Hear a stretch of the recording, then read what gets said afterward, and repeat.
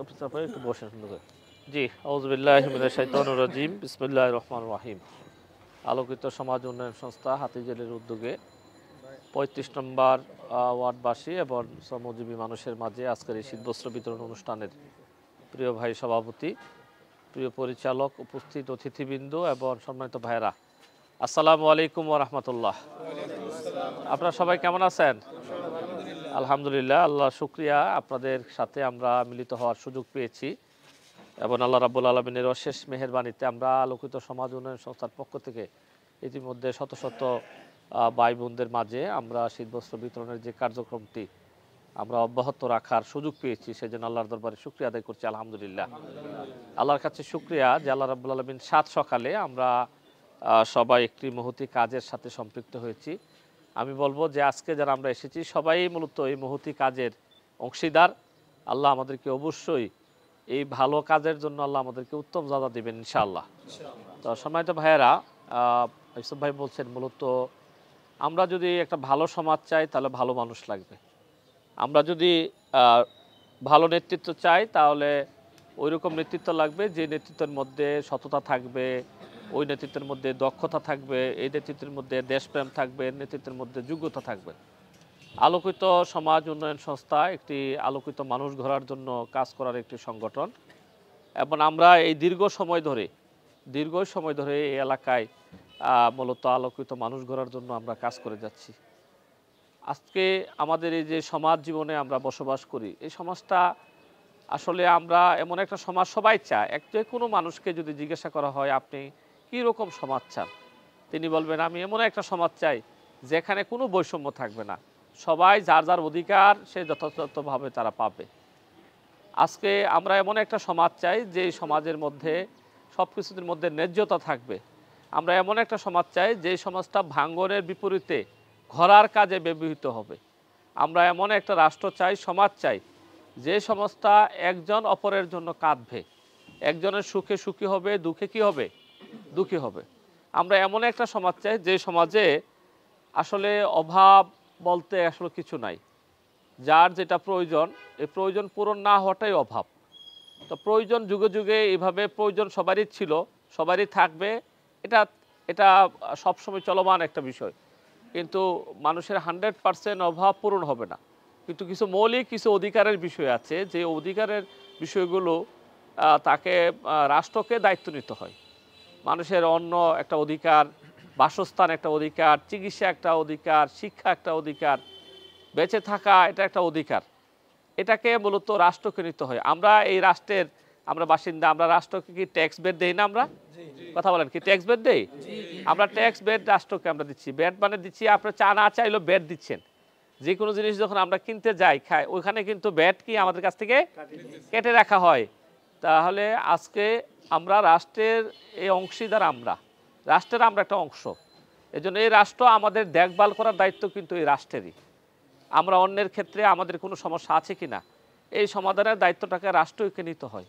বাসস্থানের ক্ষেত্রে আমার থাকা মাথা গুজার যে ঠাঁইটা আমার আছে কি না, এই দায়িত্বটা রাষ্ট্রকে নিতে হয়। আমি আমার চিকিৎসার ক্ষেত্রে আমার অপতুল্যতা আছে কি না, আমার চিকিৎসার কোনো সমস্যা আছে কি না, এই দায়িত্বটা রাষ্ট্রকে নিতে হয়। শিক্ষার ক্ষেত্রে সেখানে এই সমাজে যারা বসবাস করবে, এই রাষ্ট্রে যারা বসবাস করবে, তাদের সকলকে শিক্ষা নিশ্চিত করা, এই শিক্ষা নিশ্চিতের যে কাজটা, এই কাজটাকে রাষ্ট্রকে নিতে হয়। এক হলো আমার যদি সামর্থ্য থাকে, সামর্থ্যকে আমি করব। আর আমার যদি সামর্থ্য না থাকে, এই সামর্থ্যহীন যারা আছে, যারা খুব সামর্থ্যবানও না, এদের এই দায়িত্বটা রাষ্ট্রকে নিতে হয়। কিন্তু আমরা দেখছি আমাদের এই রাষ্ট্র ব্যবস্থা, আমরা 1947 সালে একবার 12তম মহাদেশ থেকে আমরা আলাদা হয়ে পাকিস্তান নামে আমরা একটা রাষ্ট্র হয়েছি। 1971 সালে আমরা পাকিস্তান থেকে আলাদা হয়ে আমরা বাংলাদেশ নামে একটা রাষ্ট্র হয়েছি, ঠিক না ভাই?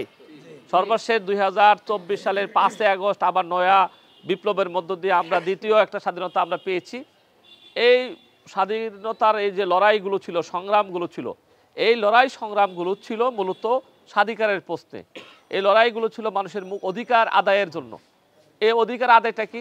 আমরা আমাদের ভোটের একটা অধিকার আমাদের ছিল, আমাদেরকে ভোটের অধিকার দেওয়া হয় নাই, এই জন্য লড়াই হয়েছে। আমরা কথা বলার অধিকার আমাদেরকে দেওয়ার কথা ছিল, কথা বলার অধিকার আমরা পাই নাই, এই জন্য লড়াই হয়েছে। আমরা আমাদের ভাতের অধিকার পাওয়ার কথা ছিল, ভাতের অধিকার আমরা পাই নাই, এই জন্য লড়াই হয়েছে। এক কথায় আমাদের ন্যায্যতা আমরা পাইনি বলে এই একের পর এক আমাদেরকে এই লড়াইয়ে আমাদেরকে অবতীর্ণ হতে হয়েছে। অনেক ত্যাগ, কোরবানি, রক্তের বিনিময়ে আমরা একটা লাল সবুজের পতাকা পেয়েছি, একটা মানচিত্র পেয়েছি। বিশেষ করে 1971 সালের পরবর্তী সময়ে সবার একটা আশা ছিল যে আমরা এমন একটা রাষ্ট্র পাবো, অনেক রক্তের বিনিময়ে অর্জিত একটা রাষ্ট্র, যে রাষ্ট্রের মধ্যে সবার মধ্যে সমতা থাকবে, সবার অধিকার নিয়ে আর কোনো লড়াই করতে হবে না, আর রাজপথে নামতে হবে না। অথচ আমরা দেখছি যে এই 1971 সালের পরবর্তী সময়ে পতাকাটাই শুধু পেয়েছি, কিন্তু পতাকাটাকেও কিন্তু খামছে ধরেছে সেখানে শকুন। আজকে আজকে আমাদের তিন পাশে মূলত ভারত। আজকে আমরা দেখছি যে আমাদের নিরাপত্তা বলতে কিছু নাই। যারা ভারতীয় এলাকার আশেপাশে আছে, বাংলাদেশের সীমান্তবর্তী যে এলাকাগুলো আছে, সীমান্তবর্তী মানুষগুলোকে যদি আপনি জিজ্ঞাসা করেন, দেখবেন যে তারা ওই জায়গাতে তারা ভারত দ্বারা কতটুকু নিষ্পেষিত। তারা একবার টিপায় মুখ বাদ দিয়ে আমাদেরকে সেখানে পানি শুকিয়ে আমাদেরকে মরুভূমি করে আমাদেরকে মারার পরিকল্পনা করে। একবার তারা ফারাক্কা বাদ দিয়ে আমাদেরকে মারার পরিকল্পনা করে। যখন আমাদের পানি প্রয়োজন তখন আমাদেরকে পানি দেওয়া হয় না, আর যখন আমাদের পানির প্রয়োজন না, বর্ষা মৌসুম, তখন পানি ছেড়ে দিয়ে আমাদেরকে বন্যার মধ্যে ডুবিয়ে মারার তারা পরিকল্পনা করে। এটা তারা নিয়মিত তারা এই কাজটা করে যাচ্ছে। তারা আমাদের পার্শ্ববর্তী রাষ্ট্র হওয়ার পরে আমাদের সাথে যে প্রতিবেশী সুলভ যে আচরণটা করার কথা, সে আচরণটা তারা করে না। তারা পাখির মতন গুলি করে সেখানে আমাদের দেশের মানুষকে হত্যা করে, আমাদের ফেলানিকে হত্যা করে কাঁটাতারে তার লাশ ঝুলিয়ে রাখে। এই যে আমাদের একটা স্বাধীনতা, সার্বভৌমত্ব, এটা আজকে স্বাধীনতা সার্বভৌমত্বটা আজকে বলা যায় একটা বড় পরীক্ষার সম্মুখীন।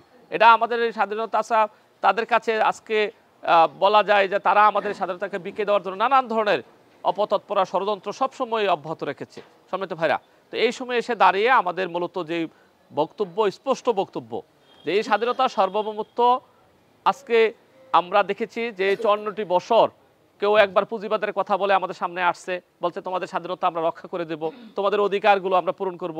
কেউ সমাজতন্ত্রের কথা বলে আমাদের কাছে আসছে যে তোমাদের অধিকার পূরণে আমরা ভূমিকা রাখবো। কেউ ধর্মীয়গতবাদ কথা বলে আসছে, আমরা সমতার ভিত্তিতে তোমাদের সমস্যার সমাধান করব। কেউ জাতীয়বাদের কথা বলে এসে আমাদের সমস্যার সমাধানের কথা বলছে। সেখানে আমাদের এই সমস্যা কিন্তু আদৌ আর সমাধান হয় নাই। আমরা যে অবস্থায় ছিলাম সেই অবস্থায় আছি। আমাদের সত্যিকারের যে মুক্তিটা, এই মুক্তিটা আর মিলে নাই। তো সত্যিকারের মুক্তি আমাদের মিলে নাই, তাহলে মুক্তির জন্য আমাদেরকে আবার একটা লড়াই সংগ্রামে অবতীর্ণ হতে হবে। কি আমরা পারবো ইনশাআল্লাহ? আমাদেরকে আবার একটা লড়াই করতে হবে। এই লড়াইটাই হবে আমাদের চূড়ান্ত লড়াই। এই লড়াই আমাদের মুক্তি মিলবে। তাহলে এই লড়াইটা কি? এই লড়াইটা হবে আমাদের যে দীর্ঘদিনের যে ন্যায্যতা, দীর্ঘদিনের আমাদের যে অপ্রাপ্তি, দীর্ঘদিনের যে আমাদের আকাঙ্ক্ষা, এই আকাঙ্ক্ষা একটা বাংলাদেশ আমরা চাই। এই নয়া বিপ্লব, 5ই আগস্টের বিপ্লবের মধ্য দিয়ে আমাদের এই আকাঙ্ক্ষাটাকে আরো বড় আকারে সামনে চলে আসছে যে আমরা আসলে সত্যিকার অর্থে এই রাষ্ট্রটাই চাই, যে রাষ্ট্র মানুষের দায়িত্ব নেবে। আমরা এমন একটা রাষ্ট্র চাই যেখানে শিক্ষার অধিকার আমাদের থাকবে, চিকিৎসার অধিকার থাকবে, সেখানে রাস্তাঘাটে ফুটপাতে মানুষ শুয়ে থাকবে না। আজকে আমরা বড় বড় অট্টালিকা করছি, বড় বড় আমরা ব্রিজ করছি, অথচ আমাদের হাজার হাজার বনিয়াদম রাতের বেলা ফুটপাতে ঘুমায়। ঠিক না ভাই? আমরা কত বলছি যে আমরা অনেক এগিয়ে গেছি, অথচ হাজার হাজার লক্ষ লক্ষ মানুষ কোটি বনিয়াদম না খেয়ে অর্ধাহারে অনাহারে আজকে দিনাতিপাত করে। আজকে এই মতো অবস্থায় আমরা যদি আমাদের অধিকারটাকে সত্যিকারের অর্থে আদায় করতে চাই, আমাদের অধিকার যদি আমরা ফিরে পেতে চাই, আমরা এই রাষ্ট্র যদি একটা ভালো রাষ্ট্র পেতে চাই, আমাদের এই প্রতিবেশী যারা আমাদের উপর একের পর এক চোখ রাঙানোতে, তাদের চোখের সাথে চোখ রেখে কথা বলবে, এরকম যদি সত্যিকারের একটা ব্যবস্থা আমরা চাই, রাষ্ট্র ব্যবস্থা চাই, তাহলে আমাদেরকে ইসলামের দিকে ফিরে আসতে হবে। ইসলামের পক্ষে যারা কথা বলে আজকে স্লোগান এটাই উঠছে যে আসলে পুঁজিবাদ নয়, সমাজতন্ত্র নয়, জাতীয়তাবাদ নয়, আজকে ধর্মনিরপেক্ষতাবাদ নয়, ইসলাম হলো মানুষের মুক্তির একমাত্র পথ। ইসলাম যেখানে কায়েম হয়েছে সেখানে ন্যায্যতা ছিল, ইসলাম যেখানে কায়েম হয়েছে সেখানে ইনসাফ ছিল, ইসলাম যেখানে কায়েম হয়েছে সেখানে মানুষের অধিকার পূরণ করার জন্য রাষ্ট্রই দায়িত্ব পালন করেছে। আমরা এমন একটা শাসন ব্যবস্থা চাই যে শাসন ব্যবস্থা কায়েম করেছিলেন মুহাম্মদ রাসূলুল্লাহ সাল্লাল্লাহু আলাইহি সাল্লাম। আমরা এমন একটা শাসন ব্যবস্থা চাই যে শাসন ব্যবস্থা কায়েম করেছিলেন হযরত আবু বকর, হযরত উসমান, হযরত উমর, হযরত আলী। আমরা এমন একটা শাসন ব্যবস্থা আমরা চাই আমরা কি সবাই চাই না? আমরা হযরত আবু বকরের মতো শাসন ব্যবস্থা চাই, যে শাসন ব্যবস্থা এক প্রান্ত থেকে অপর প্রান্তে মানুষের সমস্যার সমাধানের জন্য সেখানে খলিফারা যেভাবে ছুটে বেরিয়েছিল, এভাবে রাষ্ট্রে যারা বর্তমানে দায়িত্ব থাকবে তারা সেভাবে ছুটে বেড়াবে। সম্মানিত ভাইরা, আজকে যারা এখানে এসেছেন আমি আপনাদের সকলকে কৃতজ্ঞতার সাথে আপনাদেরকে আন্তরিকভাবে আমরা মোবারকবাদ জানাই, ধন্যবাদ জানাই। আপনাদেরকে আজকের আসার জন্য আমরা কৃতজ্ঞতা জানাই, এই জন্য আপনারা এসে আমাদেরকে ধন্য করেছেন। আপনারা আমাদের এই ভাই, আপনারা আমাদের আত্মার আত্মীয়। আপনাদেরকে নিয়ে আমরা সুন্দর একটা সমাজ গড়ার স্বপ্ন দেখি। এই সমাজটা আসলে আমাদেরকে গড়তে হবে। আজকে দেখেন, আজকে আমরা একটু ভালো করে তাকাইলে দেখেন, এই যে 15.5টা বছর আমরা কিন্তু এইভাবে দাঁড়িয়ে আপনাদের সাথে যে কথা বলবো সে অধিকার আমাদের ছিল না। আমাদের সেখানে কথা বলার কোনো অধিকার ছিল না। আমরা ইসলামী ব্যক্তিগত জীবনে আমরা ইসলাম পালন করব সে অধিকার আমাদের ছিল না। আমাদের সন্তানেরা যে শিক্ষা প্রতিষ্ঠানে লেখাপড়া করবে, শিক্ষা প্রতিষ্ঠানগুলো মিনি ক্যান্টনমেন্ট ছিল, লেখাপড়ার কোনো পরিবেশ ছিল না। সেখানে ইসলামের পক্ষে যারা কথা বলতো তাদের উপর নির্যাতন নিপীড়ন নেমে আসতো। এখানে ইসলামের পক্ষে কথা বলার কারণে, দেশের স্বাধীনতা সার্বভৌমত্বের কথা বলার কারণে জামাত ইসলামীর আমির শহীদ মাওলানা মতিউর রহমান নিজামী, শহীদ মাওলানা দেলোয়ার হোসেন সাইদি, শহীদ মাওলানা আব্দুস সুবহান, শহীদ আলী হাসান মাহমুদ মুজাহিদ, শহীদ কামরুজ্জামান, শহীদ আব্দুল কাদের মোল্লা, শহীদ মীর কাসেম আলী সহ, শহীদ মাওলানা আবুল কালাম মোহাম্মদ ইউসুফ সহ জামাতের অনেক নেতৃবৃন্দকে কারাগারে কাউকে হত্যা করেছে, কাউকে বিচারের নামে প্রহসন করে তাদেরকে হত্যা করেছে। সম্মানিত ভাইরা, এবং আমাদের হাজার হাজার নেতাকর্মীকে সেখানে আটক করা হয়েছিল। আমাদের হাজার হাজার নেতাকর্মী সেখানে অনেকে পঙ্গুত্ব পড়েছে, প্রায় 4,500 তাদের নির্যাতনের কারণে কেউ হাত হারিয়েছে, কেউ পা হারিয়েছে, কেউ চোখ হারিয়েছে, দীর্ঘ সময়ের জন্য সেখানে সে পঙ্গু হয়ে গেছে। এরকম অনেক সংখ্যা আছে, প্রায় 5 শতাধিকের উপরে সেখানে মা ভাই বোনেরা, শিশুরা, সন্তানেরা সেখানে শাহাদাত বরণ করেছে। এমনকি আল্লামা দেলোয়ার হোসেন সাইদির উপর অন্যায় যে রায় দেওয়া হয়েছিল, এই রায়ের প্রতিবাদ করার কারণে 2 দিনে সারা দেশে 175 জনকে পাখির মতো গুলি করে হত্যা করা হয়েছে। 2006 সালের 28 অক্টোবর পল্টনে জামাত শিবিরের নেতাকর্মীদেরকে হত্যা করে তাদের লাশের উপর সেখানে লাফালো হয়েছে, নৃত্য করা হয়েছে। এই যে একটা বিভীষিকাময় পরিস্থিতি ছিল, আওয়ামী লীগ আমাদেরকে, আমরা যদি যখন কোরআন হাদিস পড়তে বসতাম, ইসলামী সাহিত্য নিয়ে বসতাম, তখন এই কোরআন হাদিস ইসলামী সাহিত্যকে জঙ্গি বই বলে সেখানে আমাদেরকে আটক করা হতো, আমাদেরকে কারাগারে নিয়ে নির্যাতন করা হতো, নিপীড়ন করা হতো, মাসের পর মাস আমাদেরকে নিপীড়ন করা হতো। আপনারা জানেন যে এটিএম আজহারুল ইসলাম 2011 সালের 19শে সেপ্টেম্বর এখান থেকে ওনাকে আটক করা হয়। এখানে আমাদের পাশের এই বাসার সামনে থেকে তাকে নির্যাতন 19শে সেপ্টেম্বর গ্রেপ্তার করার পরে 2011 সালে এমন নির্যাতন করা হয়েছিল, যখন তিনি কোর্টে তাকে তোলা হলো, ভয়াবহ পরিস্থিতি, তিনি দাঁড়াতেই পারছিলেন না। অধ্যাপক তাসনিম আলম তাদের নির্যাতন নিপীড়নের কারণে জামাতের নায়েবে আমির ছিলেন, তিনি আজকে অসুস্থ, তিনি স্বাভাবিক জীবনযাপন আজকে করতে পারছেন না। এটিএম আজহারুল ইসলাম ভাই এখনও আজকে কারাগারে। সম্মানিত ভাইরা, আমরা নির্যাতন নিপীড়নের বিচার আমরা আল্লাহর কাছে চাইব। আবার নির্যাতন নিপীড়নের সাথে যারা জড়িত, এই নির্যাতন নিপীড়নের তাদের নিপীড়নকারীদের বিচারে বাংলাদেশের মাটিতে আমরা সেখানে চাইব। যারা অন্তর্বর্তীকালীন সরকারের দায়িত্বে আছেন তাদের কাছে আমরা উদাত্ত আহ্বান জানাবো। 1 নম্বর হলো এটিএম আজহারুল ইসলামকে অবিলম্বে মুক্তি দিতে হবে। আপনারা কি চান সবাই? অবিলম্বে তাকে মুক্তি দিতে হবে, সসম্মানে তাকে মুক্তি দিতে হবে, এবং তাকে তার ব্যাপারে যে অপবাদ দেওয়া হয়েছে অপবাদ থেকে সেখানে তাকে মুক্তি দিতে হবে। দ্বিতীয়ত, যারা এই নির্যাতন নিপীড়নের সাথে সম্পৃক্ত তাদেরকে বিচারের কাঠগড়ায় দাঁড় করাতে হবে। আজকে দেখেন এই 5 আগস্টের যে বিপ্লব, এই বিপ্লবে প্রায় কয়েক হাজার সেখানে মানুষকে তারা খুন করেছে, তারা শত শত মানুষকে, প্রায় 30-40 হাজার সেখানে মানুষকে আহত করেছে। কেউ হাত নাই, কারো পা নাই, কারো চোখ নাই। নির্মম নির্যাতনের কারণে একটা বিভীষিকাময় অবস্থা বাংলাদেশে তৈরি হয়েছিল। সেখানে লাশের পর লাশ, রাস্তা লাশ পড়েছিল। তারা অনেককে ধরে নিয়ে, আপনারা দেখেছেন যে কত ভয়াবহ চিত্র, তারা সেখানে অনেকে একসাথে রেখে সেটা আগুন দিয়ে কিন্তু পুড়িয়ে ফেলেছে। অনেকে ধরে নিয়ে সেখানে গিয়ে সেটা দেখা গেছে যে এই লোকগুলোকে অনেকে বেঁচেই ছিল, তাকে এমনভাবে নেওয়া হয়েছে, বহুত কষ্ট দিয়ে বলা যায় একটা পর্যায়ে গিয়ে তারা নিজ দায়িত্বে রাতের আধারে তাদেরকে কবস্ত করেছে।